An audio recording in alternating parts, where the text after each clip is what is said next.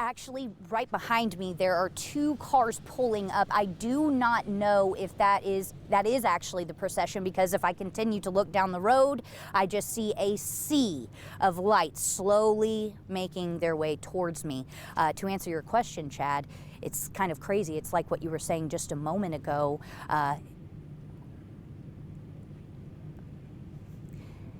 And that's actually, I'm going to pause because it is so silent here, just like you were saying, Chad.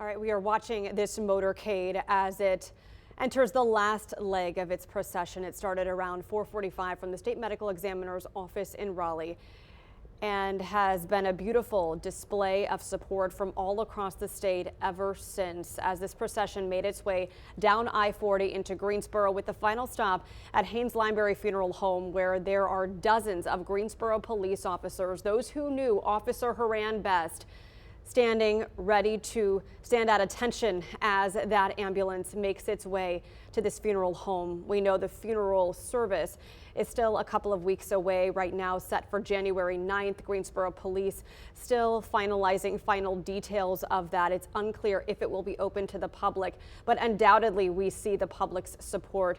Look at the police flag there, ready for this motorcade as it makes its way into a place Officer Horan called home.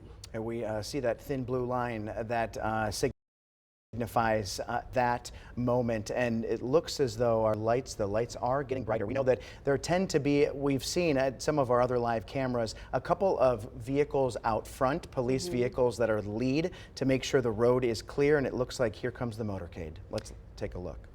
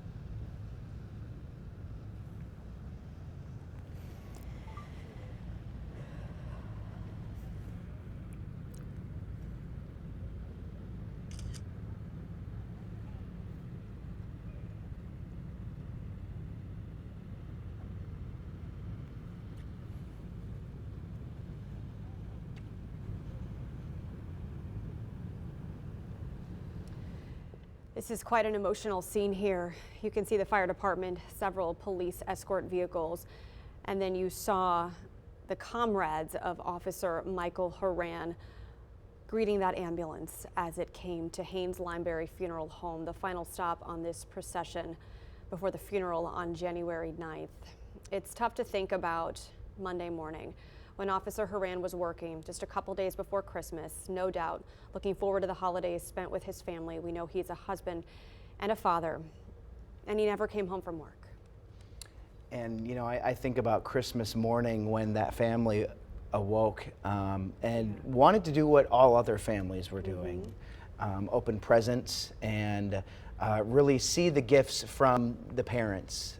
And I just can't imagine what that moment, what that morning was like for them. You see a person out there holding the flag with the thin blue line on it that really signifies support for law enforcement, especially those who have fallen in the line of duty, which is something that that has occurred here. And you know, we saw this entire motorcade travel starting out at the State Medical Examiner's office this afternoon and has now made it here. We watched as it passed under overpasses where law enforcement from all different agencies had gathered to pay their respects. A lot of people who were out there probably didn't know Michael Horan, but it wasn't about knowing him, it was about knowing his heart and knowing what he did for our community.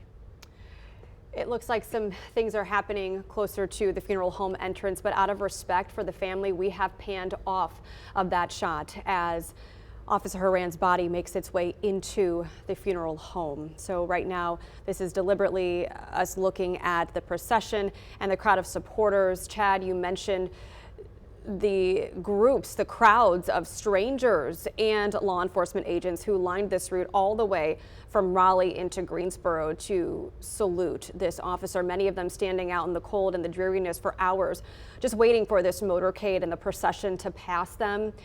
It was so powerful to see. Another powerful point of note is today, we did not talk a lot about the suspect. This day is about Officer Horan, but there was something very powerful that the Greensboro Police Department said last night, and that was in arresting the suspect 3 hours away from the crime scene. They used Officer Horan's handcuffs. Powerful symbolism. Incredibly powerful, including, I mean, just look at this shot. Greensboro Fire Department has lifted their ladder and draped a flag over the entrance of the Haynes Lineberry Funeral Home here in Greensboro in preparation of Officer Horan's body's arrival. It has now arrived, and now they go through the process of gracefully taking his body into the funeral home for its final arrangements. Again, we are keeping our distance from this very emotional moment. We know some of the colleagues who knew Officer Horan best are gathered there. Several other departments had lined the procession route, and officers, EMS, and Alamance County Sheriff Terry Johnson told us in interviews throughout our coverage today that they are all serving the same purpose, and that is to protect and serve the triad. They take this oath to give their lives, if necessary, to protect the greater good of our communities, and Officer Horan did that on Monday morning. It's really just extraordinary when you think about the similarities to the tragic death of Sergeant Dale Nix a year ago, almost a year ago to the day, during the holidays. It's unbelievable that we're sitting here doing this again for another officer who tragically lost their life. We have a lot more coming up on the other side of the break, but we are going to take a quick break and we will be right back.